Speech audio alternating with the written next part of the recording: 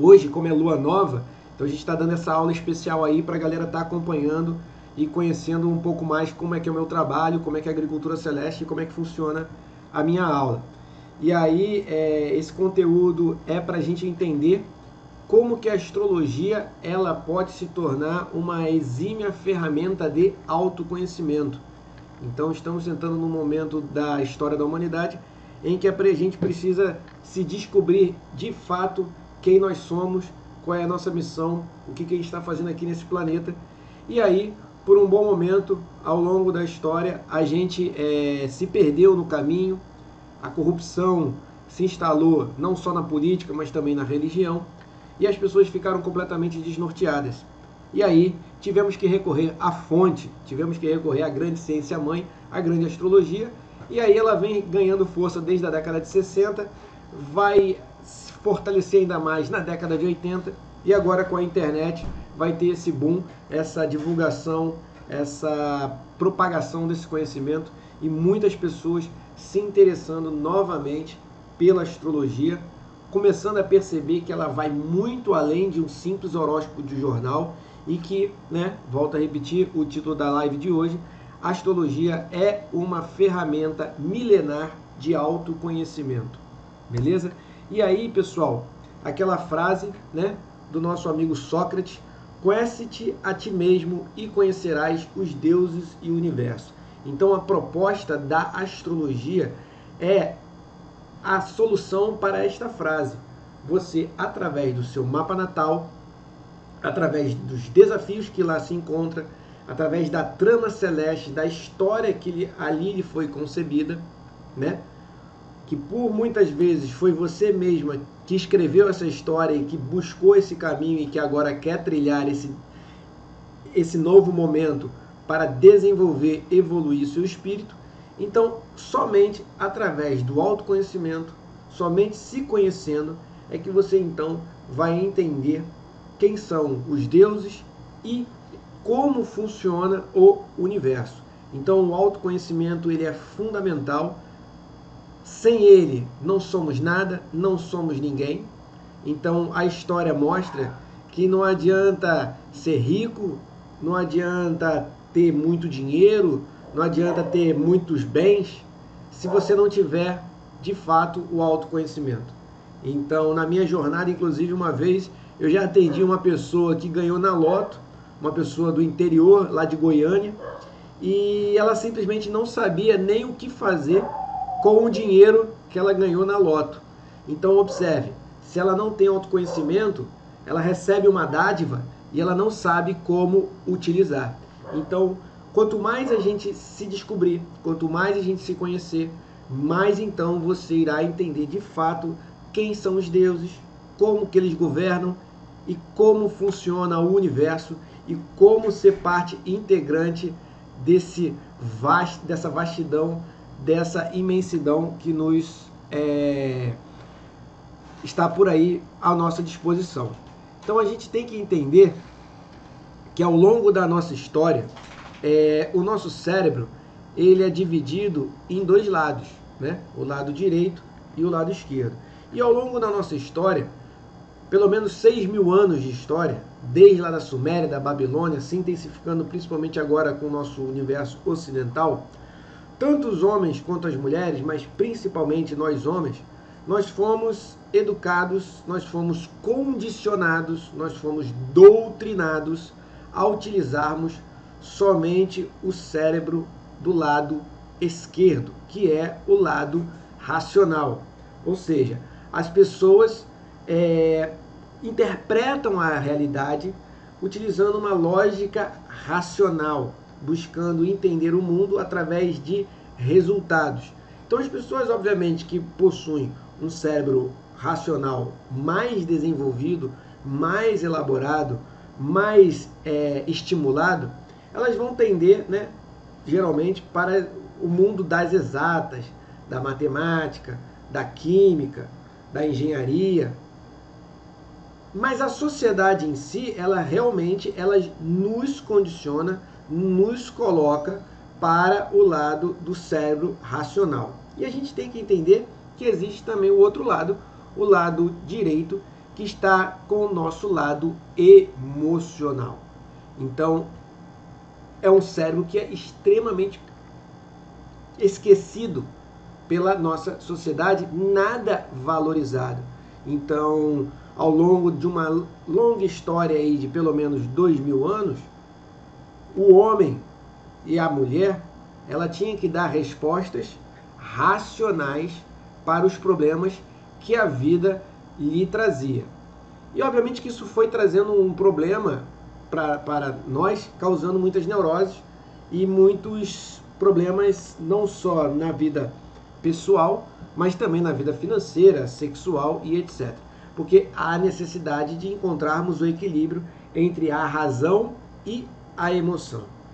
Então aquelas pessoas que foram muito valorizadas no seu cérebro racional, elas terão, obviamente, dificuldade de entender, por exemplo, a astrologia. Elas terão dificuldade de entender o tarô, a Cabalá. Elas terão dificuldade de compreender o mundo oculto, o mundo invisível, porque sua mente, volto a repetir, foi condicionada, doutrinada, educada, estimulada somente para um lado racional. Então, tais ciências oraculistas, como tarô, astrologia, numerologia, necessitam de um alavanque, necessitam de um desenvolvimento também do cérebro emocional, intuitivo, onde a lógica fica um pouco mais de lado. Então, sem esse equilíbrio, as pessoas terão uma certa dificuldade também de irem em busca da sua jornada de autoconhecimento.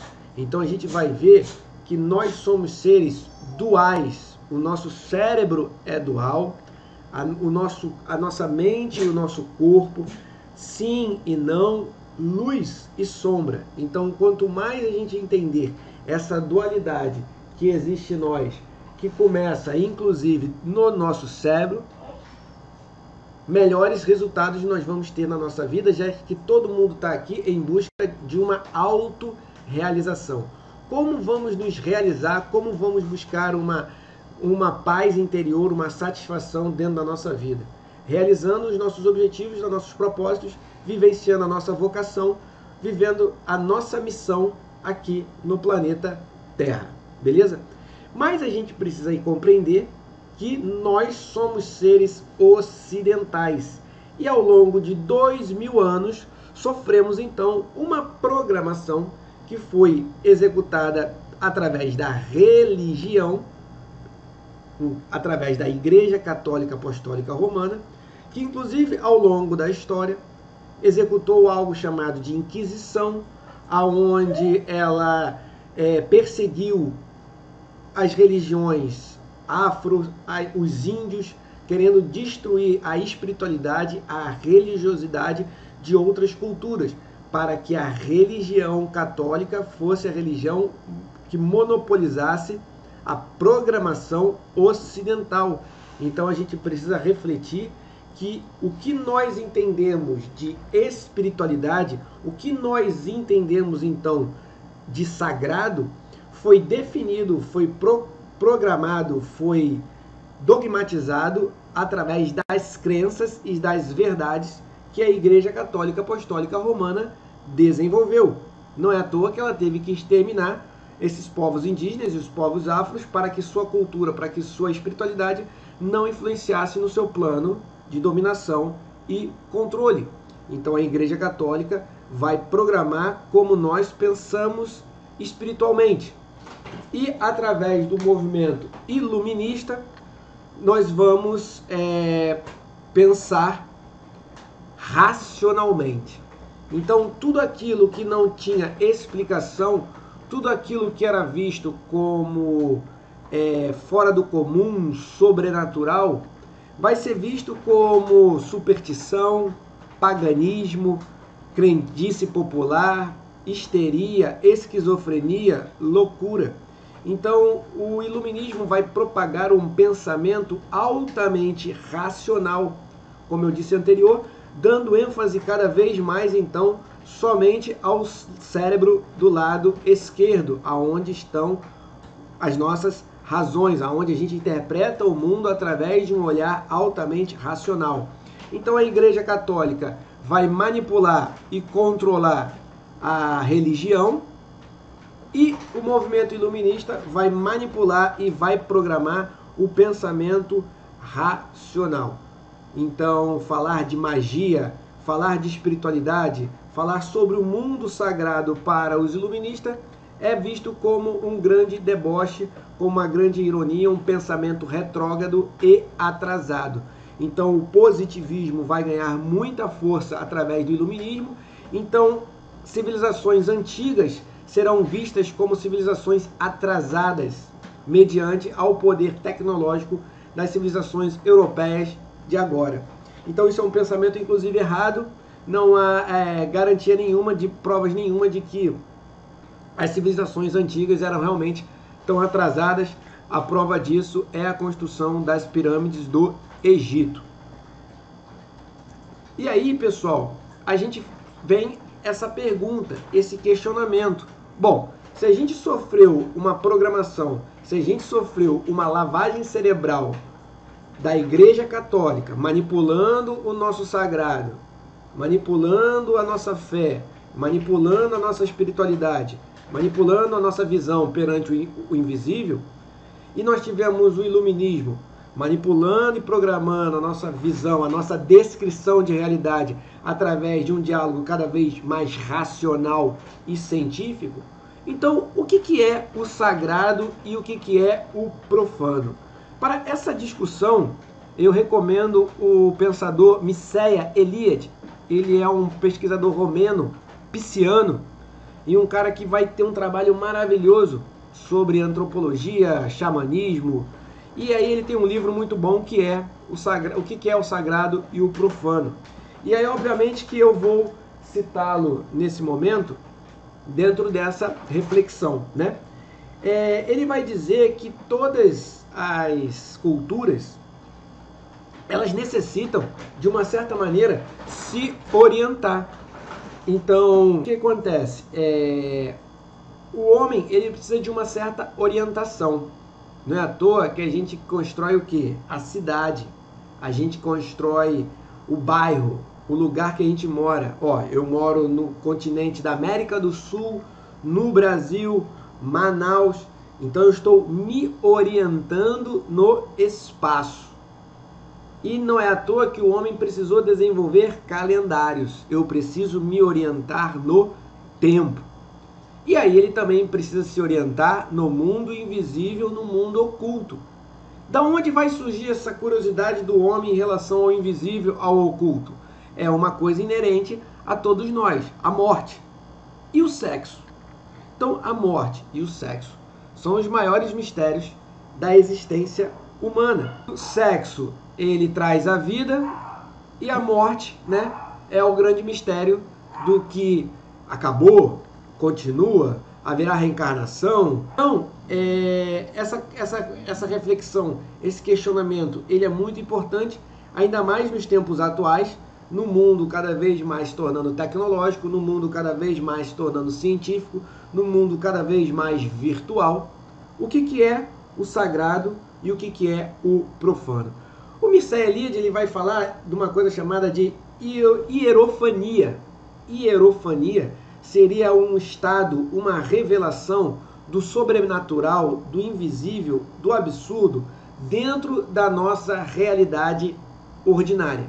Então, quando uma hierofania acontece, é uma manifestação do sagrado. Não é à toa que na carta do tarô nós temos o hierofante. Quem é o hierofante? É aquele que justamente vai transmitir para o povo, vai transmitir para as pessoas o sagrado. Ele vai transmitir o invisível, ele vai transmitir a espiritualidade. Ele teve um contato e através de símbolos, através da linguagem, ele vai tentar explicar esse contato, essa revelação, essa hierofania que acontece. Então o homem, ele precisa se orientar no tempo, ele precisa se orientar no espaço, ele precisa também se orientar no invisível, porque ele precisa dar sentido à sua vida. E aí os povos antigos vão perceber isso e vão criar as grandes festas. As grandes festas, elas permitem que o homem vivencie ao mesmo tempo o sagrado e o profano. a alegria da existência, da fartura, a abundância, a graça de Deus, e ao mesmo tempo o profano da festa, da bebida, do sexo. Então as festas são muito importantes para que o homem antigo pudesse vivenciar o seu sagrado e o seu profano. E para colocar ordem no seu pensamento em relação a essa hierofania, essa manifestação do sagrado, como é que isso vai ser transmitido? Através de palavras, isso vai ser transmitido através de uma tradição oral, isso vai ser transmitido através dos mitos. Então os mitos é uma tentativa do homem contar uma história da sua relação pessoal com o sagrado. E através dos mitos, então, nós vamos observar determinados padrões, esses padrões de comportamento depois, por um homem chamado Carl Jung, que já vamos falar sobre ele vai chamá-los de arquétipos, que é onde a gente trabalha a astrologia. Padrões de comportamento, que começarão a ser divulgados, analisados, expressos pelos homens antigos na criação dos seus mitos, nessa tentativa de unir o sagrado e o profano, o mundo invisível e o mundo material na sua realidade cotidiana. Então, a astrologia vai surgir dessa necessidade de o homem entender, do homem se localizar no espaço, no tempo e no mundo invisível. Por isso que ela é a grande ferramenta, a grande ciência-mãe, a primeira tentativa do homem interpretar a realidade, ele utilizou como referencial as estrelas e os planetas, para que através disso ele pudesse dar significado e ordem à sua vida.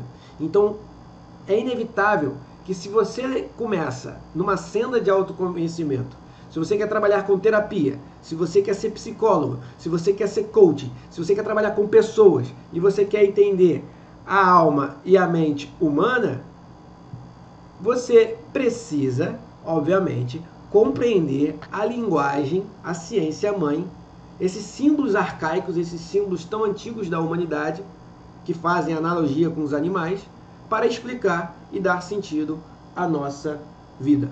Beleza? E aí eu separei aqui um gráfico de como que o sagrado, ele foi, como o invisível, ele foi se manifestando ao longo da nossa história. Então, se a gente for analisar aqui, ó, o primeiro contato com o oculto, com o mundo invisível, tá lá, o xamanismo, há 30 mil anos antes de Cristo. Então, há 30 mil anos, aquele homem da caverna, ele já começou a desenvolver um pensamento mágico, um pensamento invisível. Desde o momento que ele já olhava para as estrelas, ele já olhava para os fenômenos da lua, para poder ir para a sua caça. Ele fazia desenhos, imagens na caverna, ele fazia rituais, ele criava símbolos, ele tinha uma intenção de ir para a caça e, obviamente, trazer aquela caça, trazer aquela comida. Então, o xamanismo antigo, primal, há mais de 30 mil anos antes de Cristo, é a primeira, os primeiros movimentos do homem em relação ao sagrado, em relação ao invisível, em relação ao oculto. Depois, caminhando ao longo da história, 4 mil anos antes de Cristo, nós vamos ter aí os mitos egípcios e babilônicos, que são mitos fundamentais que vão desenvolver o pensamento ocidental. Então, toda pessoa que é um buscador, toda pessoa que começa a entrar também nessa senda de autoconhecimento, eu recomendo que faça um estudo das religiões comparadas. Compare as religiões, compare os mitos. É necessário demais estudar os mitos. No curso da Astrologia de Quintal, nós vamos falar sobre os mitos de cada signo, de cada planeta. A gente precisa entender os mitos. Tanto que essa questão, essa falência dos mitos é tão séria que hoje políticos completamente doentes mentais se tornam o quê? Mitos. O que são mitos? Padrões de comportamento que nos servem de exemplos de conduta, uma referência, um farol. E aí os mitos egípcios e babilônicos, obviamente que eles influenciaram os mitos gregos e romanos, que vão influenciar a nossa astrologia, que vai influenciar futuramente o catolicismo. Então isso vai surgir por volta de 4.000 anos antes de Cristo e, obviamente, que sem muito medo de errar e ousadamente falando, esses mitos egípcios babilônicos, que depois vão dar origem aos romanos e os gregos e os mitos cristãos, inclusive, eles são muito deles baseados em astroteologia, nos movimentos celestes.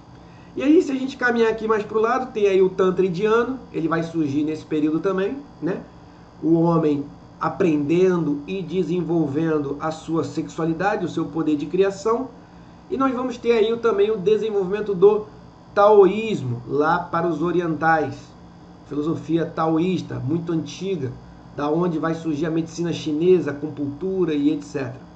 Dessa galera toda vai surgir os cultos ortodoxos, hindu, budista, cristão, islâmico. Então, a partir desses mitos egípcios babilônicos, essa mistura, surgem as religiões monoteístas. E aí, se a gente caminhar um pouquinho mais, né, desses mitos egípcios babilônicos, nós vamos ter o surgimento do gnosticismo, o surgimento do Tantra e o taoísmo. Então, eles se desenvolvem nesse período aí de pelo menos 1000 anos antes de Cristo. Esse conhecimento ele começará a ganhar muita força porque essas três diferentes culturas elas começam a se misturar quando há o desenvolvimento da roda da seda. A roda da seda permite que muitos conhecimentos orientais e ocidentais pudessem ter uma grande mistura. Então, há um intercâmbio cultural muito forte. Daí nós vamos ter o desenvolvimento do sufismo. Beleza? Lá do gnosticismo, a gente tem o desenvolvimento dos cavaleiros templários, que depois serão o que a gente conhece hoje muito da maçonaria. Eles são uma das fontes da maçonaria. Então, os cavaleiros templários eles vão ter acesso à gnose. Nós estamos falando da evolução do pensamento mágico, do pensamento oculto aqui no Ocidente, que foi durante 2000 anos, pelo menos, programado pela Igreja Católica e pelo movimento iluminista. Tudo isso aqui, obviamente, não estava muito acessível ao povão. E aí, por volta de 1600 depois de Cristo, ali por volta da Grande Navegação, o período das Grandes Navegações, nós vamos ter então, né, olha a dica que eu já estou dando, os Cavaleiros Templários, eles são muito influentes, né, nas grandes navegações. Quem descobriu o Brasil, de fato, foram os Cavaleiros Templários. O símbolo do Banco do Brasil, o 8, é um símbolo dos Cavaleiros Templários. Então, só para deixar vocês curiosos aí, né, a influência dos Cavaleiros Templários na nossa história. Então, por volta aí das grandes navegações, nós vamos ter, então, o desenvolvimento do hermetismo e da alquimia, que vai beber da fonte da gnose, que bebe da fonte dos mitos egípcios babilônicos, que vai beber da fonte do gnosticismo, que vai beber da fonte do sufismo, todo o conhecimento que foi compartilhado na Rota da Seda. Daí, desse hermetismo, dessa alquimia, vai surgir uma figura importante, Paracelsus, um grande pesquisador, um grande alquimista, um grande botânico, médico. Então, das suas pesquisas de hermetismo e alquimia, o Paracelsus vai se destacar, beleza? Depois desse período, nós vamos ter aí Giordano Bruno, que ele é fruto, então, né, do hermetismo da alquimia. Paracelsus vai desenvolver o movimento dos Rosa-Cruzes. E nós vamos ter aí a maçonaria. Olha aí, a maçonaria bebendo da fonte dos Cavaleiros Templários. Beleza? Essa galera, esse pensamento vai ser fundamental para o surgimento da Revolução Científica, o surgimento da Revolução Industrial, a máquina, né? O homem agora manipulando a natureza. A gente não pode esquecer ali do Dr. Dee, que também era astrólogo, ocultista. Dizem que os filmes do 007 são baseados no Dr. Dee. Ele era o agente secreto da rainha, vai beber muito da fonte do Paracelso, vai beber muito da fonte do hermetismo, da alquimia. Era o astrólogo pessoal da rainha inglesa, beleza? Então, o Giordano Bruno, os Rosa-Cruzes, a maçonaria, eles são fundamentais para a Revolução Industrial. Da maçonaria dessa galera, quem diz que é mentira, vai surgir aí os Illuminati, beleza? Da maçonaria também vai surgir a Ordo Templi Orientis, que o Aleister Crowley, Raul Seixas, Ah não, Raul Seixas é da Golden Dawn. Então toda essa galera aí vai beber toda essa fonte, hermetismo, alquimia, Rosa Cruz, maçonaria. Esse é o desenvolvimento do pensamento mágico ao longo da história. Aí já está falando 1800 depois de Cristo. Surge a figura do Goethe, né? Uma figura muito importante, e o Reich, que inclusive foi perseguido pelos nazismos devido às suas descobertas, devido às suas pesquisas. Outra figura fundamental no século XIX é o Crowley, né? A besta, que vai abrir bastante o véu em relação à magia. E outra figura importante também é o Gurdjieff, que bebe da fonte do budismo, do sufismo, que bebe da fonte dos antigos cultos, né? E aí, se a gente voltar lá para cima, tem um ponto de interrogação ali interessante, o contato de Sírios. Então tem muita gente, inclusive, que acha, obviamente, que ao longo da história, em algum momento, para que todo esse pensamento mágico humano também fosse desenvolvido, teve um contato aí com alienígenas, e muitas pessoas acreditam que possa ter sido um contato aí com Sírios. Isso aí é do autor do livro que eu tirei. E aí, polêmicas à parte, né? Mais ou menos aqui um rápido pensamento, um rápido resumo de como o pensamento mágico ocidental ele foi se desenvolvendo até chegar nesse velhinho agradável Carl Jung.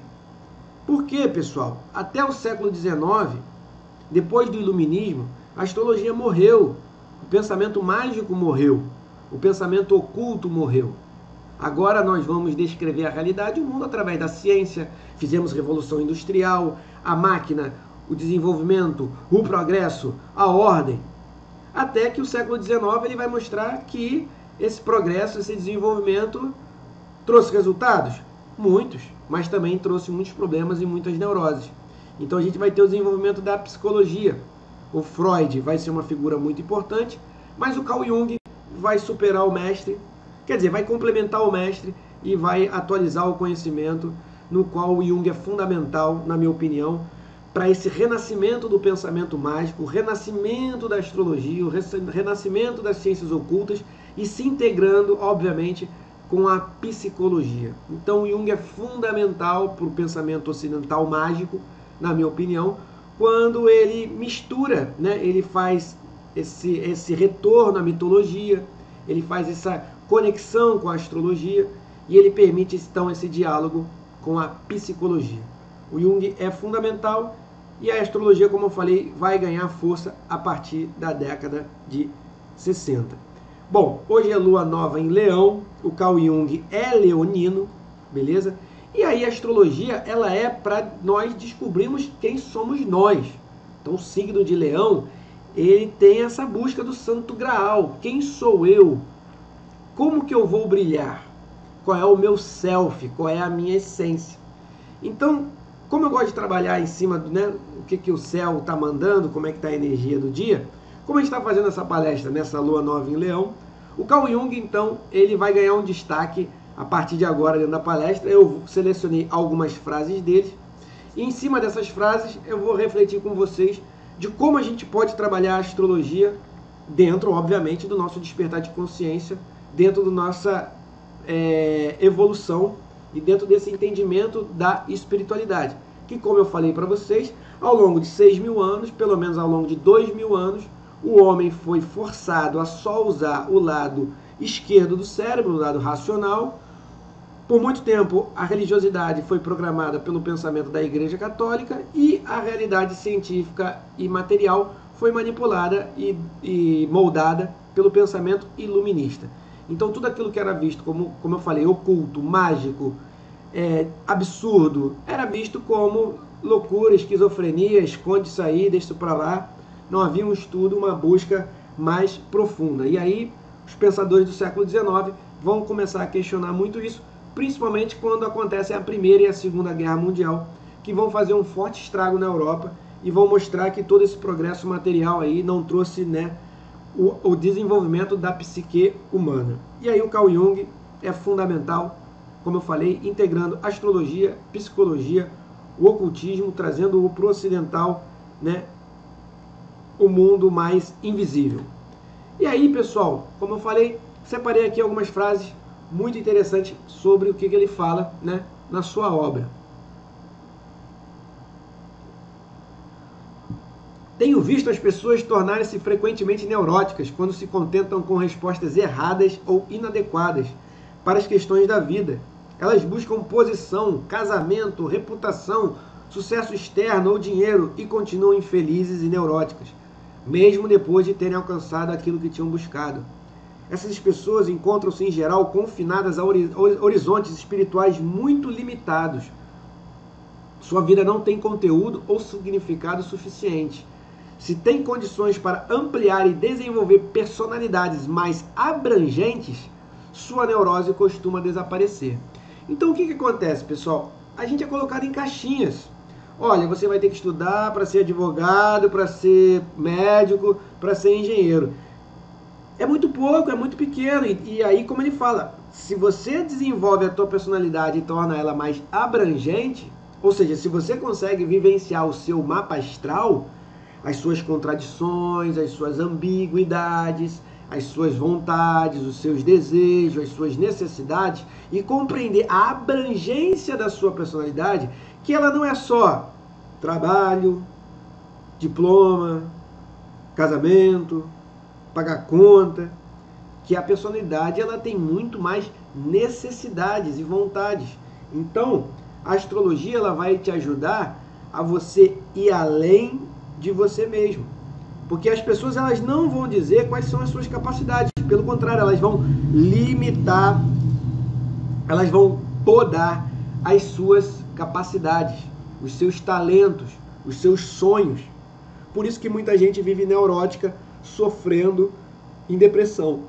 Então, um dos pontos importantíssimos da astrologia como ferramenta de autoconhecimento é mostrar a abrangência da sua personalidade, mostrando que só resultados no mundo material não são suficientes e que com isso você pode superar as suas neuroses. Bom, e aí o Jung tem outra frase muito legal, que é: os sapatos que ficam bem numa pessoa são pequenos para outra. Não existe uma receita para a vida que sirva para todos. A astrologia mostra isso claramente. Cada pessoa tem o seu mapa astral. Cada pessoa é única, exclusiva aqui na Terra. Então isso é impossível. Isso vai de tudo, desde uma dieta. Então uma pessoa que tem muito fogo no mapa astral vai ter uma dieta diferente de uma pessoa que tem muita terra no seu mapa astral. Então não tem como você dar uma receita padrão para todo mundo. Sexualidade. Tem pessoas que têm uma necessidade, outras já têm outra necessidade.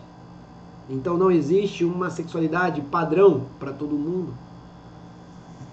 Energia.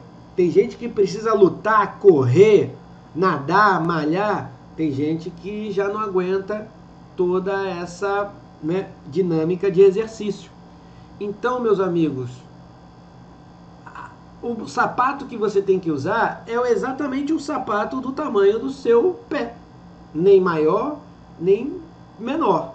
Exatamente aquilo que você é. Não existe receita de vida que sirva para todos. Por isso que você tem que ir no astrólogo, porque você vai saber qual é a sua receita específica, quais são os ingredientes específicos do seu bolo. A totalidade não é a perfeição, mas sim o ser completo. Pela assimilação da sombra, o homem como que assume seu corpo, o que traz para o foco da consciência toda a sua esfera animal dos instintos, bem como a psique primitiva ou arcaica, que assim não se deixam mais reprimir por meio de ficções e ilusões.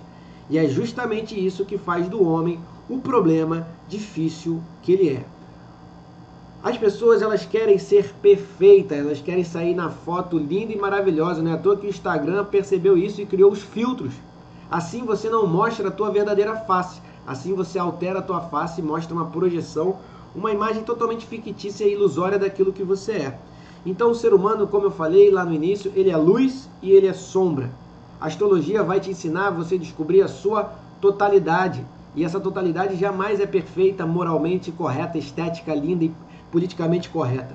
Pelo contrário, muitas das vezes dentro do seu mapa astral você vai ter vontades contraditórias, desejos proibidos, vontades que as pessoas vão olhar de fora e vão te julgar e vão e te punir.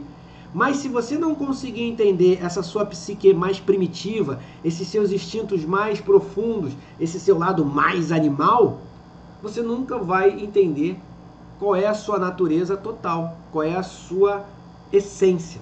Por isso a astrologia, ela não é good vibe, por isso a astrologia não é autoajuda.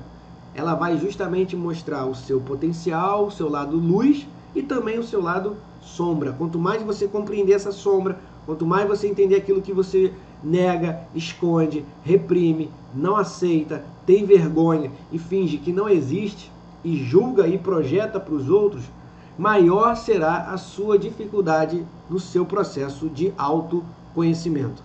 Então a astrologia é uma ferramenta imprescindível para que o homem conheça tanto a sua luz quanto a sua sombra. Quem olha para fora sonha, quem olha para dentro desperta.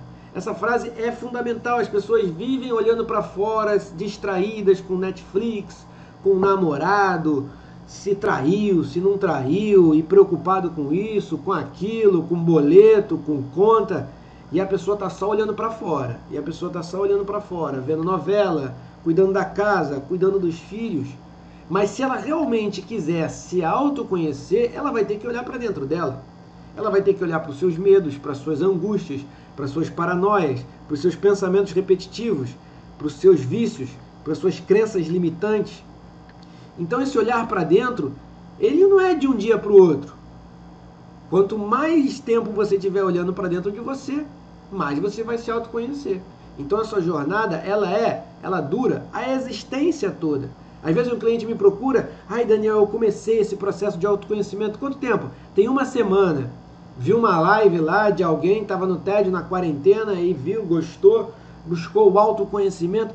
Você acha que essa pessoa em uma semana ela vai se auto-perceber, ela vai se auto-descobrir? Ela já está 30 anos olhando para fora, aí de repente, do nada, ela começou a olhar para dentro, então ela vai ter que ter mais 30 anos para ela poder olhar para dentro e aí de fato ela se auto-conhecer. Tudo que a mente moderna não consegue definir, ela considera como demência. Isso aí é até uma frase também do grande arquiteto do filme Matrix. A reação mais previsível do homem é negar tudo aquilo que ele desconhece. Então nossa mente tem esse problema. Se você vem com uma informação nova, com alguma ideia diferente, olha, astrologia, um povo que foi altamente doutrinado a usar somente o cérebro racional, tudo aquilo que ele interpretar como um absurdo, ele vai julgar como uma coisa demente, idiota, inferior, e não vai dar atenção para aquilo. Tem muita gente que quando não gosta de astrologia fala para mim, como é que pode, Daniel, os planetas a milhões e milhões de distâncias influenciar a vida humana? Aí eu falo, meu querido, vamos estudar, vamos praticar, vamos ler, vamos observar. Não acredito nessa parada não, esse bagulho de astrologia é mó caô. Então a sua mente, ela já definiu a sua realidade, ela já negou, ela não buscou. Então, fazer o quê? Então a gente tem que ter muito cuidado com isso. A gente está sempre com a nossa mente aberta, principalmente para o absurdo, para a loucura, para o diferente, para o excêntrico, para o fora do normal. É por isso que as pessoas têm muita dificuldade de aceitarem as teorias da conspiração. Porque a teoria da conspiração, ela traz para uma realidade que parece que beira a ficção científica, que beira a loucura. E aí a pessoa vai falar, não, isso aí é uma demência, você está viajando, você está pirando, você está ficando maluco. Bom, se só em nós mesmos podemos mudar alguma coisa, nos outros é uma tarefa quase impossível. Então esse fica a dica aí para casal, para terapeutas, para psicólogos, até para nós astrólogos. Ninguém muda ninguém. Eu não tenho o poder de mudar ninguém. No máximo eu tenho o poder de interpretar o mapa astral de alguém e ajudar essa pessoa a se transformar. Mas eu mudar essa pessoa, jamais. Então no máximo eu consigo fazer bons resultados na minha vida e transformações na minha existência. Na existência de ninguém eu tenho esse poder.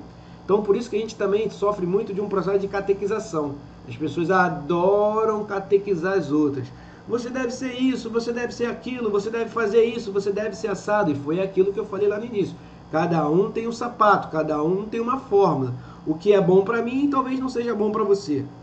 E o que talvez seja legal para você, talvez não seja bom para mim. E assim a gente vai ter que saber lidar com as nossas diferenças. Agora, se você entrar numa relação, se você entrar num trabalho terapêutico de cura e achar que você pode mudar a vida de alguém, é o seu ego, é a sua vaidade, é a sua arrogância. Então fique muito atento a isso. Você não consegue mudar o seu parceiro, você não consegue mudar seu filho, você não consegue mudar ninguém. No máximo, tente mudar a si mesmo. Beleza? E aí uma frase também que eu adoro do Jung: aquilo que você resiste, persiste. Meu irmão, você vai ter que olhar para os seus demônios, você vai ter que olhar para as suas sombras, você vai ter que olhar para os seus medos, para os seus desejos proibidos. Porque enquanto você não olhar, enquanto você não experimentar, enquanto você não viver, aquele diabinho vai ficar ali, ó, cutucando o teu ouvido e persistindo a vida inteira. Então é muito importante que você tenha clareza sobre a sua natureza, clareza sobre os seus desejos, para que inclusive você consiga transmutá-los, para que você consiga superá-los. Mas você só vai superá-los se você vivenciá-los. Se você ficar resistindo, se você ficar fugindo, fingindo que não acontece, o demônio vai ficar ali, ó, no teu pé do teu ouvido, te perturbando a vida inteira. Beleza? Só aquilo que somos realmente tem o poder de nos curar. Para mim, essa é a essência da astrologia. É você superar o teu processo de coletivização, você superar o processo de homogeneização da sociedade, você superar o que teu pai, tua mãe, a religião, a escola fizeram de você e conseguir se tornar a sua essência, a sua natureza. Aí você encontrou a sua cura, quando você consegue vivenciar a sua totalidade. Você descobriu a tua luz, você consegue compreender também a tua sombra, você entende o teu masculino, você entende o teu feminino, você aceita quem você é. Você se descobriu, você se percebeu, você se aceitou, você voltou a se amar, você se respeita, você compreende os seus limites, você compreende suas dificuldades e sabe quais são os seus dons e quais são os seus talentos. E aí você então se torna uma pessoa curada. Quem pode nos tornar realmente aquilo que nós somos de fato? É a astrologia, meus amigos. Infelizmente, os psicólogos, os coaches, a galera lá que trabalha também com esse lado do autoconhecimento, tem que botar a mão na cabeça e respeitar a ciência mãe. Porque é a base. Cada pessoa tem um mapa astral. Então, se você é coach, psicólogo, terapeuta e trabalha o teu cliente em cima do mapa astral dele, posso te garantir que você vai chegar à cura, você vai chegar a resultados muito mais rápidos. Entre todos os meus pacientes de mais de 35 anos, não há nenhum cujo problema não fosse o da religação religiosa. A raiz da enfermidade de todos está em terem perdido o que a religião deu a seus crentes em todos os tempos. E ninguém está realmente curado enquanto não tiver atingido de novo o seu enfoque religioso. Então eu falo para todo mundo, o ser humano é um ser altamente espiritual. Só que a gente, né, nesse momento de decadência, de mudança de ciclo, a religião, a astrologia, as ciências ocultas, tudo isso se banalizou. Então, como que o homem ele pode voltar a esse novo enfoque religioso? Buscando o autoconhecimento, buscando o autoentendimento, quem ele é. E, obviamente, que por si só, ele tem o que o Mircea Eliade fala da sua hierofania. Então, quando o homem ele esbarra, ele entra no estado de hierofania, quando ele percebe o absurdo, ele percebe o invisível no mundo ordinário, ele vê o sagrado. E isso pode acontecer com a astrologia, quando você percebe a sincronicidade, que é uma teoria do Carl Jung, é quando você percebe uma coincidência significativa.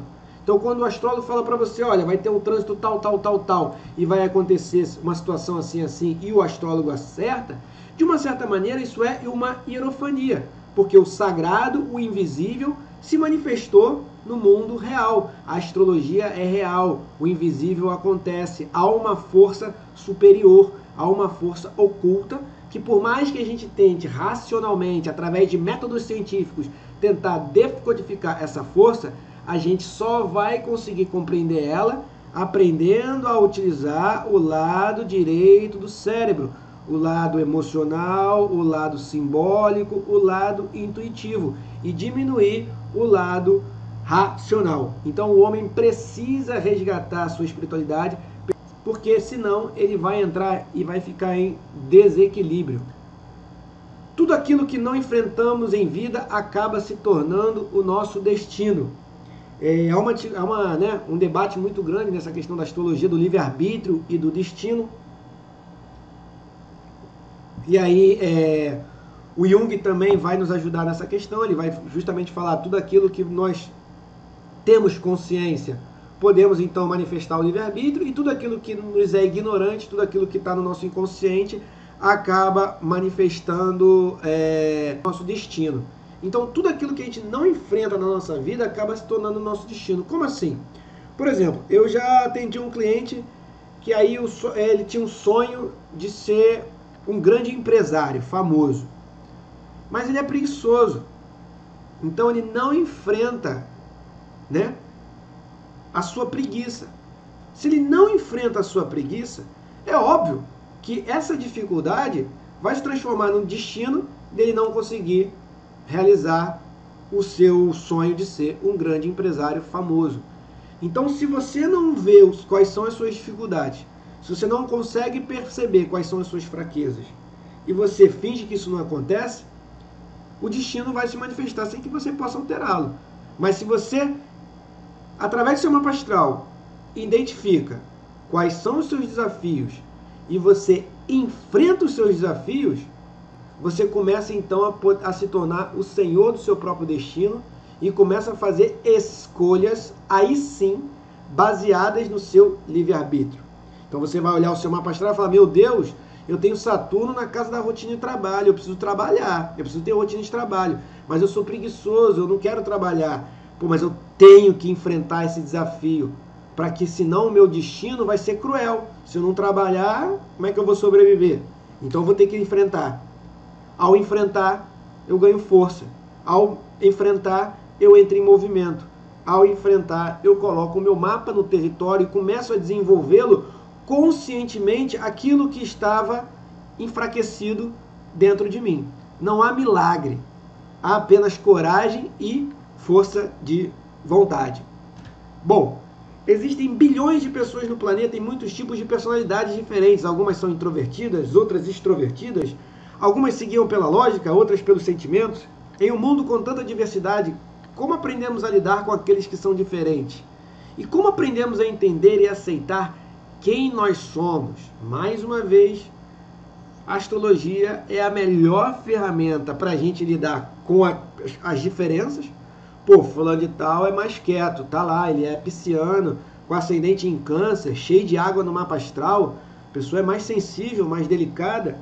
Pô, mas fulano já tem fogo no mapa, muito fogo, então precisa ir pra festa, precisa descer de bang jump, precisa fazer um rapel, cair na porrada. E com isso você vai entendendo e lidando com essa diversidade humana. Mas o que a gente vê hoje em dia?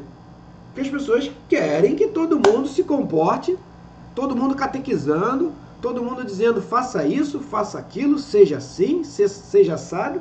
Mas como que essas pessoas podem definir padrões de comportamento na outras, se muitas das vezes, na maioria das vezes, elas nem sabem de fato quem elas são?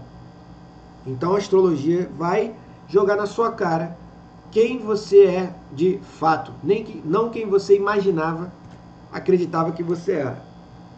Não conseguimos mudar coisa alguma sem antes aceitá-la. A condenação não libera, a condenação oprime.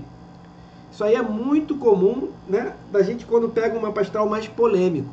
Então, às vezes, a pessoa tem, por exemplo, o sexo, né, que é sempre um tabu. Então, às vezes, a pessoa tem uma bissexualidade. Está notório no mapa astral dela que ela possui uma bissexualidade, ela tem curiosidade em outras coisas, e etc e tal.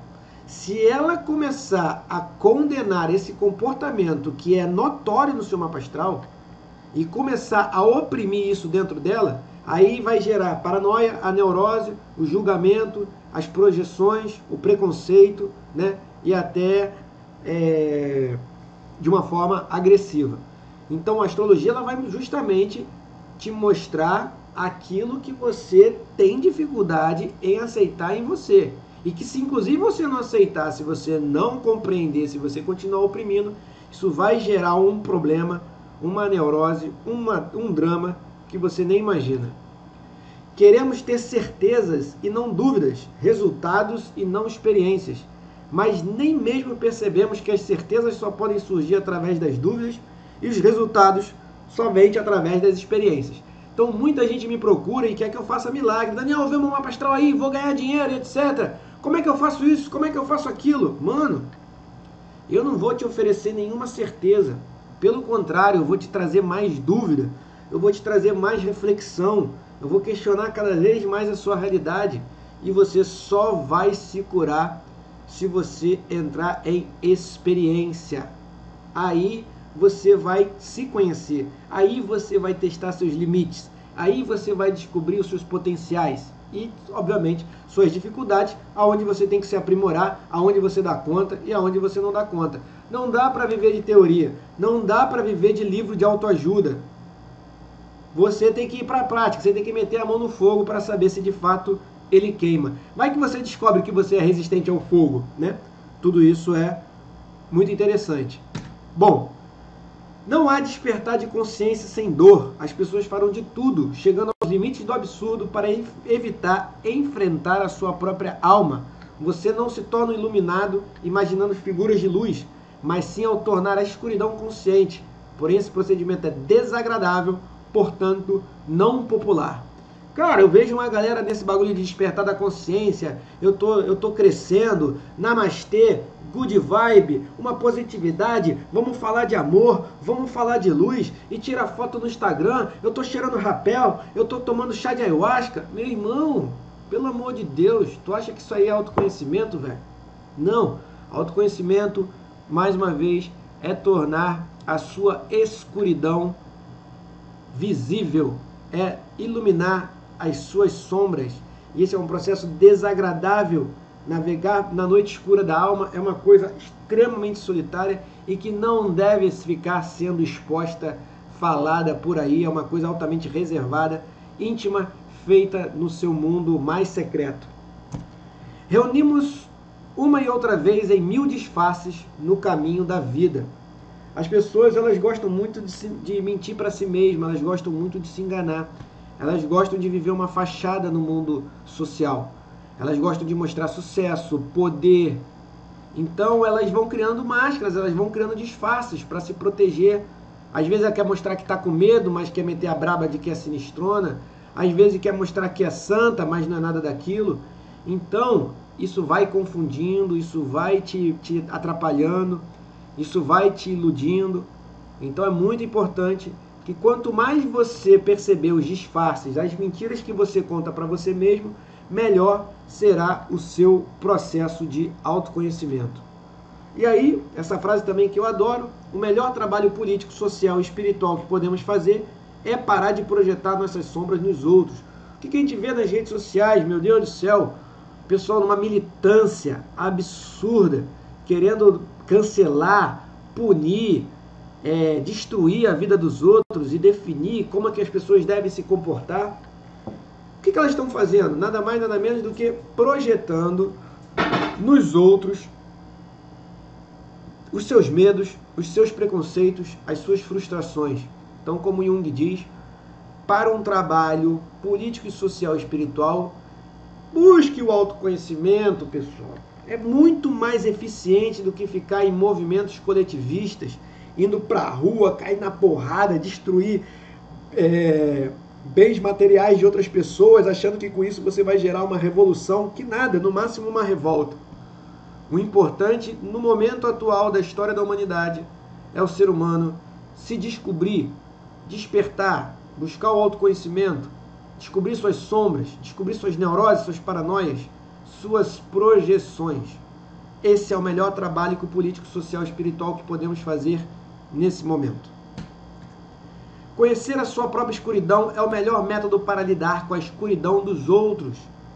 Isso é fundamental, principalmente para relacionamento. Se você não conhece os seus demônios, você vai projetar todos os seus demônios no seu parceiro. Então é fundamental que para você ter um relacionamento de sucesso, você primeiro conheça a sua escuridão. Conhecendo a sua escuridão, você terá compaixão com a escuridão dos outros. Você vai perceber, pô, quem sou eu para falar de fulano? Porque lá no fundo dos meus demônios, eu também sou parecido com ele. Então é fundamental essa busca de autoconhecimento esse olhar, né, para o mundo da sombra antes de querer ir buscar a luz. Eu não sou o que aconteceu comigo, eu sou o que eu escolhi me tornar. Muitas vezes eu atendo um cliente e aí ele tá lá no mapa astral dele, cara. O maluco, a mulher, o homem foram abusados sexualmente. Aconteceu uma ferida, aconteceu uma mágoa, aconteceu uma dor. E aí, vai se fazer de vítima a vida inteira? Vai achar que todos os homens são estupradores de potenciais? Vai querer ficar se apunhalando, se ferindo, se machucando? Não. Pelo contrário, você vai ter que buscar se tornar uma pessoa melhor. Você vai ter que pegar esse conteúdo, vai ver que realmente estava lá no seu mapa astral, era para acontecer, e a partir dessa consciência, você se transformar, se tornar uma pessoa melhor. Você é o que faz, não o que você diz que vai fazer, obviamente. Isso é muito comum na minha consulta. Lá tendo um cliente fala, fulano, você tem que fazer isso, fazer aquilo outro. Não, eu vou fazer dieta, eu vou fazer aquilo outro. E aí a pessoa não faz. E aí, de repente, passa 1 ano, 2 anos, aí ela me procura, e aí vem o trânsito da cobrança, e aí a pessoa não teve resultado nenhum. Mas por que ela não teve resultado? Porque o astrólogo errou na previsão, na análise do mapa astral? Não, porque simplesmente a pessoa ficou apenas no âmbito mental, falou o que ia fazer e não fez. Você é o que você faz. Se você pratica muito yoga, você vai acabar sendo professor de yoga. Eu fazia mapa astral pra caramba, acabei me tornando astrólogo. Se você joga muito videogame, tu pode acabar se tornando gamer. De fato, você é aquilo que você faz, não o que você vai fazer. O que você vai fazer é só de teoria, é só especulação. O pêndulo da mente oscila entre o sentido e o absurdo, não entre o certo e o errado. Isso é muito comum numa consulta de mapa astral. Estou lá lendo o mapa astral do cliente e aí eu trago uma informação da natureza dele, ou ele vai achar que aquilo faz sentido. Não, realmente, isso faz sentido. O que o astrólogo está dizendo faz sentido, estou entendendo, está claro para mim. Ou ele vai falar, nossa, que absurdo, não, eu não sou essa pessoa infiel, não, eu não sou essa pessoa agressiva, não, que absurdo, isso não acontece.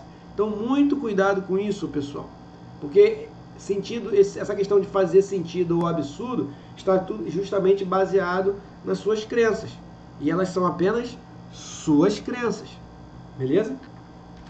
A coisa mais assustadora que existe é aceitar a si mesmo completamente.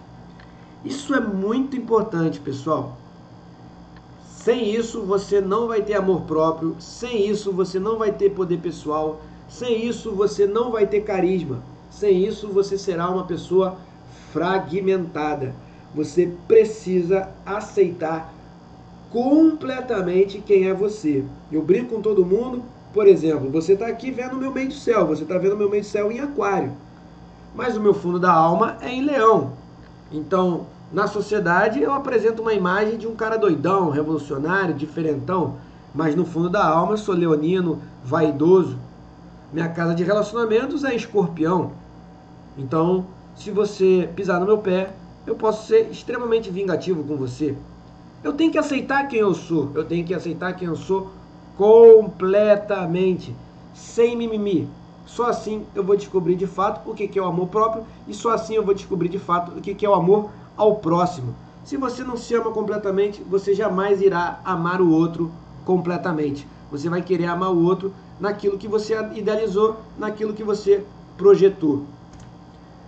O homem contemporâneo não consegue perceber que, apesar de toda a sua racionalização e toda a sua eficiência, continua possuído por forças além do seu controle. Seus deuses e demônios absolutamente não desapareceram, têm apenas novos nomes e conservam-no em contato íntimo com a inquietude, apreensões vagas, complicações psicológicas, uma insaciável necessidade de pílulas, álcool, fumo, alimento e, acima de tudo, com uma enorme coleção de neuroses. Então, o iluminismo, ele tem aquela célebre frase, penso, logo existo. Então, isso gerou uma racionalidade ainda acima do normal. Basta eu pensar que eu vou ter domínio pelo mundo. Basta eu pensar com o meu lado esquerdo, racional, que eu vou decodificar a Matrix. Não, meus amigos. E o subconsciente? Esse foi o papel do Freud, esse foi o papel do Jung. Mostrar que nós, seres humanos, temos um subconsciente, que ele é uma força que domina e controla os nossos movimentos, os nossos pensamentos, os nossos desejos, e que essa força vai além do controle do homem. Então, por isso, ele necessita desenvolver, acima de tudo, o autoconhecimento. Compreender, por exemplo, que em algum momento vai ter um trânsito de Júpiter, em que a vida vai trazer facilidades, mas que em algum momento vai ter um trânsito de Saturno que vai lhe trazer N dificuldades. Então o homem precisa entender que essa força vai além do seu controle e que ele precisa surfar e que ele precisa navegar de acordo com a realidade. E aí, meus amigos, eu falei de Jung. Vamos agora falar, então, finalmente de astrologia. Se astrólogo só enrola? Não, vamos falar de astrologia. Então o mapa astral, ele é de fato o seu manual de instruções do teu karma. O que é o karma? É a tua missão, é onde tu tem que entrar em ação, é aquilo que tu tem que fazer, mano. É aquilo que você tem que fazer, quer você queira, quer você não. Quanto mais você estiver alinhado com o seu mapa natal, melhor vai ser tua vida. Quanto mais distante você estiver, pode ter certeza que a chapa vai esquentar. E aí, meus amigos, eu separei aqui uma frase do Carlos Castanheda. Um guerreiro aceita seu destino, seja qual for, e o aceita na mais total humildade. Aceita com humildade aquilo que ele é, não como fonte de pesar, mas como um desafio vivo. Muitas pessoas me procuram e perguntam: Daniel, meu mapa astral é bom ou é ruim? Mano, teu mapa astral é aquilo que tu é. Então você vai ter que aceitar o teu destino, seja qual ele for. E com humildade você lutar dentro desse desafio vivo que é o seu mapa astral. Eu, por exemplo, tenho Saturno e Plutão, os dois maléficos, na casa da rotina do trabalho. É um desafio vivo. É muito denso você ter os dois maléficos na casa da rotina. A vida é rotina. Então você ainda ter os dois maléficos em cima da rotina. Mas o que eu posso fazer? Eu posso aceitar o meu destino. Eu gostaria de ser viajante, eu gostaria de ser arqueólogo, eu gostaria de estar desbravando o mundo, indo para a África, Nepal, Egito, mas o meu destino foi me tornar astrólogo. Eu aceito com humildade e eu vivo esse desafio que é ser astrólogo. Está no meu mapa astral. Então cada um tem o seu destino, cada um precisa aceitar aquilo que o seu mapa lhe apresenta e lutar em cima dele. Não dá para fugir, meu amigo. Não vai dar para você fugir. Não tem esse papo de que você vai fazer um ritual e você vai conseguir energeticamente mudar o seu mapa astral. Isso é impossível. Não importa o que se revela ou o que se guarda para si. Tudo o que fazemos, tudo o que somos reside em nosso poder pessoal. Se temos o suficiente, uma palavra que nos for pronunciada pode ser suficiente para mudar o rumo de nossas vidas. Mas se não tivermos suficiente poder pessoal, o fato de sabedoria mais magnífico nos poderá ser revelado sem que tal revelação faça a menor diferença. Ou seja, isso mostra mais uma vez a importância de você na hora de lidar com as informações do seu mapa astral. Você pode ir no melhor pai de santo, você pode ir no melhor tarólogo, você pode ir no melhor astrólogo. Ele pode te trazer a maior revelação. Olha, faça isso no seu mapa astral, faz isso, que você vai ter resultado. Se você não tiver poder pessoal, força de vontade, coragem, autoestima, não vai adiantar nada. E esse é o mistério que a astrologia não sabe como definir.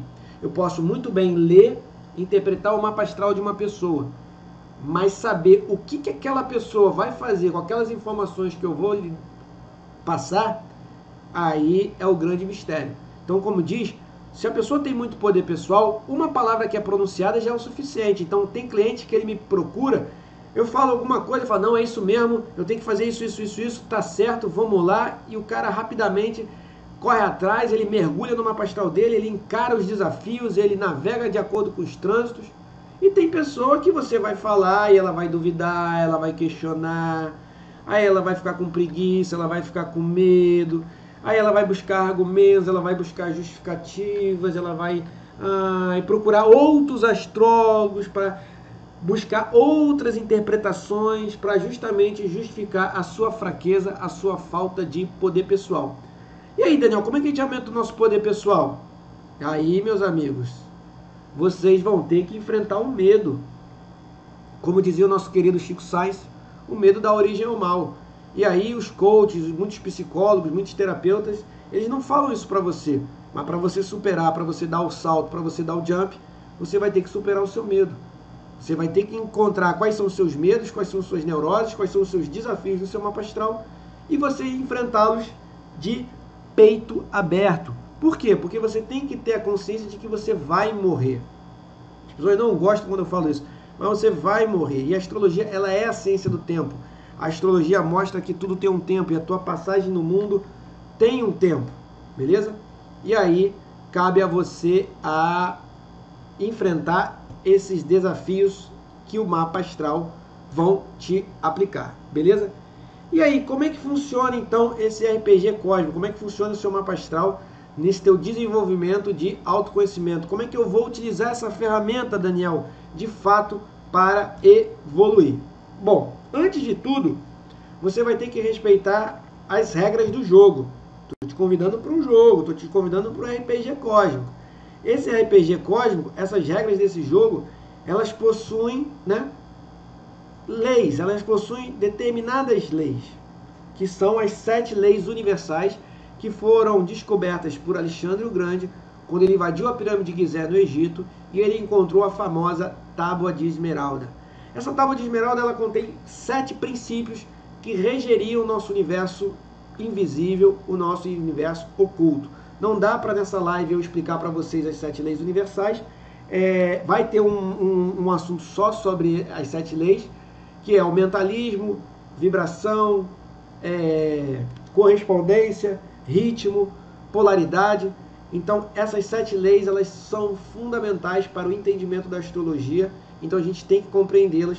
Haverá uma aula, uma live só para a gente explicar essas 7 leis. Mas no meu vídeo de introdução à agricultura celeste aí no canal no YouTube, eu explico já, dou uma introdução sobre essas 7 leis. Quem for curioso, já quiser dar uma olhadinha, procura lá o vídeo no canal do YouTube.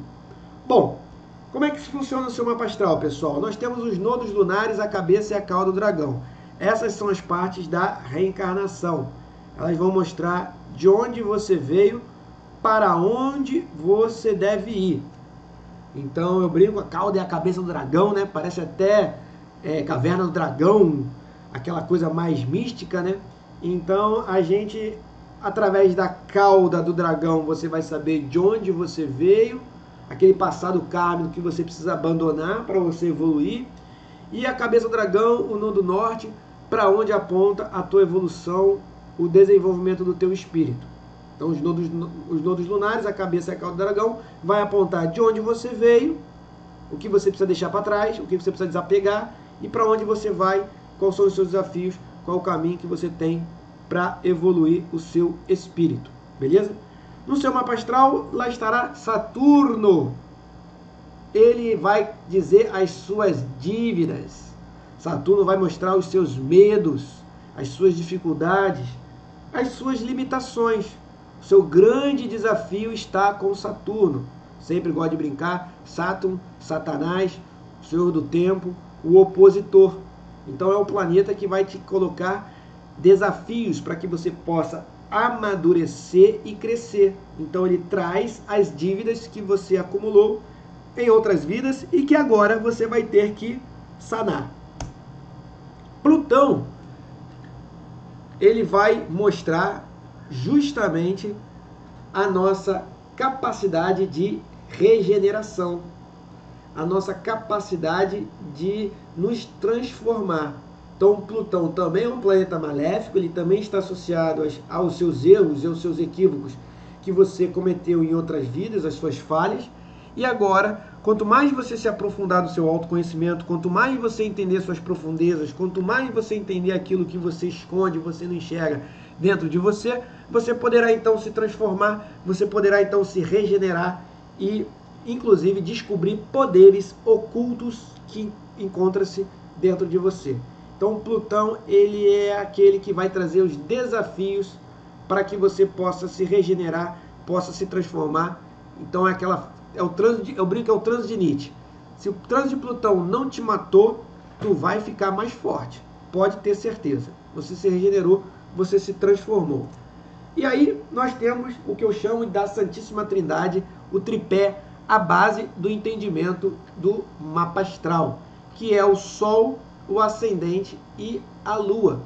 E aí a gente fazendo uma analogia com a gnose e fazendo uma analogia com a psicologia, na psicologia, o Sol seria então o nosso ego, a nossa força de vontade, a nossa consciência, aquela vozinha que a gnose vai dizer que é o espírito que vai falar: filho, faça isso, vá por esse caminho, porque você vai evoluir. E aí nós vamos ter o ascendente, que é a nossa máscara social, o nosso corpo físico. Na gnose vai ser o nosso corpo, e na psicologia será o nosso superego, que é aquilo que foi moldado por nós, pela família, pela religião, pela cultura, pelos vizinhos, pela escola. É o superego que vai também te trazer limites. Eu não vou fazer isso porque isso vai ficar feio perante a minha imagem social. E aí nós temos a Lua, que é o nosso, na psicologia, o id, né? As nossas emoções mais primárias, o nosso instinto, a nossa alma, de acordo com a gnose, aonde a gente traz o nosso passado kármico, as nossas emoções também, as nossas memórias, as nossas lembranças, a nossa intuição, os nossos dons, todos eles vêm da alma, todos eles vêm da Lua, e que dentro da psicologia serão manifestados pelo id, aqueles impulsos mais inconscientes que nós carregamos. Então, para você viver a sua totalidade, você tem que compreender de onde você veio, sua cauda do dragão, para onde você vai, sua cabeça do dragão, compreender as dívidas que você traz de outra vida, Saturno, e identificar aonde você precisa se transformar para você ganhar mais poder, mais força e continuar evoluindo no caminho, e respeitar o seu tripé, respeitar a sua Santíssima Trindade, que é o seu Sol, o seu Ascendente e a sua Lua, beleza? E aí a gente faz uma metáfora para o fácil entendimento de que o Sol é o carro, o Ascendente é o motorista e a Lua é a bagagem que você traz. Então você pode ter às vezes um Sol, por exemplo, um Sol em Câncer, né, que é mais caseiro, mais um Ascendente, um motorista em Áries, que é muito mais agressivo, um velocista agitado, que traz uma Lua, uma bagagem em Escorpião, vários mistérios, vários segredos. Então esse tripé, ele é fundamental. Não adianta você só saber o Sol de uma pessoa, você tem que, no mínimo, analisar o Sol, o Ascendente, a Lua, e a partir daí tentar fazer uma síntese de como essa pessoa se comporta, beleza? Então, você às vezes tem um ascendente, você às vezes conhece, sabe quem é o motorista, mas às vezes não conhece os poderes do carro, não sabe o que o carro pode oferecer, até que ponto ele aguenta, até que velocidade esse carro aguenta. Então é muito importante que o ascendente, o motorista, conheça o seu carro, conheça o seu Sol, né? Porque se ele tiver, dependendo da bagagem, essa bagagem emocional vai, obviamente, que influenciar na sua direção. Se essa bagagem está muito pesada e o carro não é muito potente, né? Isso tudo vai dificultar na sua vida, na sua passagem aqui nesse planeta, beleza? Bom, e aí o Mercúrio dentro desse jogo, ele vai revelar a nossa sagacidade, como é que a gente pensa, como é que a gente raciocina, como é que a gente desenvolve o nosso intelecto, nosso pensamento, se a gente é rápido, se a gente é devagar, se a gente é inteligente, se a gente tem dificuldade, se a gente aprende com mais facilidade, se é mais disperso. Tudo isso você vai descobrir através do seu Mercúrio. E aí, sinto muito, meu caro, você vai ter que trabalhar em cima dele. Se você é uma pessoa inteligente, aprende rápido, óptimo, maravilhoso, agradeça aos céus, aos deuses. Agora, se você tem dificuldade de aprendizado e isso está no seu mapa astral, você vai ter que se adaptar. Você vai ter que dobrar, né, de repente, ter horário de estudo, ir para uma biblioteca e por aí vai. Bom, a Vênus vai nos mostrar as nossas habilidades sociais, como é que a gente, né, interage no meio, quais são nossos dons, qual vai ser... A Vênus é muito importante, inclusive, para a gente ver uma astral de vocação, o que a pessoa gosta de fazer, o que ela melhor sabe fazer, como que ela vai se apresentar socialmente, o que ela gosta, o que ela não gosta. o que ela atrai, o que ela repulsa. Tudo isso a gente vai falar da Vênus. Então é muito importante, porque a Vênus é que traz prazer para a nossa vida. Então, se você tem uma determinada Vênus no seu mapa astral, e principalmente as mulheres, e não está vivenciando o que aquela Vênus quer, deseja, provavelmente você não vai estar vivendo sua totalidade, você vai estar infeliz, você vai estar triste, né? E aí nós temos o Marte. O Marte é o que indica nesse jogo, nesse grande RPG cósmico, como é que é a nossa força. Se você é mais forte, se você aguenta porrada, se você aguenta trabalhar 12, 16 horas por dia, ou se você é mais fraco, mais preguiçoso, mais procrastinador, se de repente você é mais taradão, tem uma necessidade maior de sexo, ou se de repente você não está muito afim, prefere estar estudando do que realmente estar transando. Então o Marte, ele vai dizer qual é a tua força dentro desse jogo. E aí você vai ter que se adaptar. Se você tem muita força, você vai também ter que aprender a gastar e canalizar essa energia para não fazer merda. Se você tem pouca força, você vai ter que se meter em situações e missões que você dê conta do recado e você se garanta. Então o Marte ele é muito importante para dizer aí como é que a gente desenvolve a nossa força, beleza? O Júpiter, ele vai apontar o nosso bônus, né? O nosso néctar, a nossa bênção, o que a gente recebeu aí de facilidade, o que Deus nos facilitou, digamos assim, o Dharma, né? Aquela grande abertura, a sorte, a facilidade, tudo isso é nos dado através de Júpiter. E se você conhece as dádivas e as bênçãos que você recebeu, obviamente que você pode trabalhar em cima disso. Então vamos dizer que você tem Júpiter em cima do teu ascendente. Então você é uma pessoa que tem que aprender a botar a cara, tomar iniciativa, correr risco, se expor. Pode ser que com essa atividade, com essa iniciativa, você tenha bons lucros, bons retornos, porque você precisa também acreditar na fé, nas bênçãos que está no seu mapa astral. Se você não acreditar, né, para que você está se consultando? E aí nós temos também Urano. Nós vamos falar de Urano. Urano é o nosso golpe secreto. Urano é o nosso lado criativo, inovador. É o imprevisível. É o gatilho. Você fazer a gambiarra. É aquilo que é o coelho do chapéu. Então, quanto mais você compreende Urano, mais você também vai poder evocar mudanças na sua vida e mudanças também no mundo exterior. Então é fundamental compreender Urano dentro do seu mapa astral, que é o ponto criativo que você pode sair da mesmice, sair da curva, fazer algo diferente e ter algum determinado sucesso. E aí nós temos Netuno, que vai falar também nos seus poderes extrasensoriais, né? As suas habilidades mediúnicas, a sua intuição, capacidade de repente telecinese. Então Netuno vai falar da sua facilidade de entrar no mundo onírico, no mundo dos sonhos.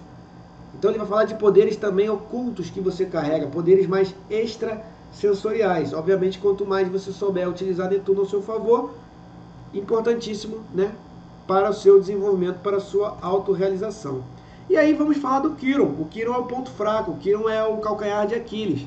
É o ponto cego do mapa astral, é aquilo que a gente não quer aceitar, aquilo que a gente não quer enxergar, mas tem lá uma ferida expurgando e que você precisa cicatrizar para você poder desenvolver o seu autoconhecimento genuíno. Temos também a roda da fortuna, que eu digo que são as armas, umas armas extras aí, que quanto mais você também tiver autoconhecimento, você vai poder utilizar essas armas ao seu favor. Se você de repente tem uma roda da fortuna na casa do dinheiro, né? Quanto mais você acreditar nisso, quanto mais você batalhar e lutar, pode ter certeza que você vai ter então um bom retorno financeiro. E aí, a interpretação do mapa astral não deixa de ser o desenrolar, o desvelar da sua trama celeste, da sua história, da sua novela, do seu enredo. E aí esse enredo funciona de que maneira? Os planetas, eles seriam os atores, os signos seriam os personagens, as casas seriam o palco, o lugar onde o mapa astral acontece, e os aspectos seriam os diálogos entre os personagens e atores. Essa é a tua trama celeste. Então, quanto mais você compreende isso, quanto mais você olha para dentro do seu mapa e entende como funcionam esses atores, quais são os personagens que eles vestem, aonde que eles se manifestam e como que está o diálogo entre eles, aí você vai ter uma melhor dinâmica e um melhor desenvolvimento na sua vida. E aí a proposta justamente do curso do Agricultura Celeste e Astrologia de Quintal é te ensinar, né, essa linguagem simbólica, que é a astrologia, saber interpretar essa linguagem, saber como que esses planetas, esses atores, quais são os personagens que eles estão vestindo, como que esses personagens se comportam, como que funciona cada casa e como que é que esse diálogo acontece. Porque esse diálogo ele pode ser através de uma quadratura ou de uma oposição, que funcionaria através de uma tensão, ou através de um sextil, um trígono, que seria então uma facilidade. Então eu brinco que a quadratura você tem que ralar, batalhar para se desenvolver, mas depois você pode transformar numa força. A oposição, né, é um lado te chamando para uma vontade, o outro lado te chamando para outra vontade. Então você vai ter que negociar muito forte, né, nessa oposição, como conseguir nutrir os dois lados. Eu acho a oposição um aspecto de muita tensão, mais até do que a quadratura. E aí nós vamos ter o sextil, que já é uma facilidade não tão forte, mas uma facilidade inerente ao seu mapa astral, e um trígono que a gente pode ver até como um dom. Então, quanto mais trígonos, quanto mais dons você tiver, melhor para você estar batalhando e lutando na sua vida. Então, é assim que funciona a interpretação do mapa astral.